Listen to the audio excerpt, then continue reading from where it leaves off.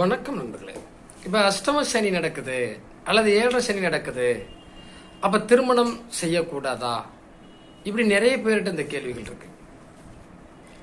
அந்த இடத்துல திருமணம் செஞ்சா மிகப்பெரிய பாதிப்பை தருமா கேட்குறாங்க. அஷ்டம சனி, அர்த்தாஷ்டம சனி, 8ஆம் இடத்துல சனி, ஏழரை சனி, இதையெல்லாம் பார்த்துட்டு இருந்தா திருமணம் பண்ண முடியுமான்னா கண்டிப்பாக முடியாது. இந்த காலகட்டங்களில் கண்டிப்பாக திருமணங்கள் நன்றாகவே முடிகிறது. நல்லா இருக்காங்க. ஜாதகத்தில் திசா புத்திகள் எப்படி இருக்குன்னு பாருங்க. கோட்சாரத்தில் கிரகங்கள் எப்படி இருக்கு, அதில் குரு பார்வை எப்படி இருக்குன்னு பாருங்க.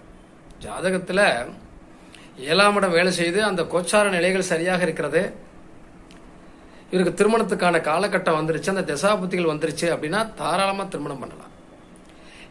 ஏழரை சனி முடியும் வரை 7.5 ஆண்டுகள் நம்ம திருமணம் பண்ணக்கூடாது அப்படின்னு சொல்லியிருக்க முடியாது. அந்த ஏழரை சனி காலத்தில் எத்தனையோ பேரை பலமான யோகத்தை கொடுத்து மேலே ஏற்றி விட்டு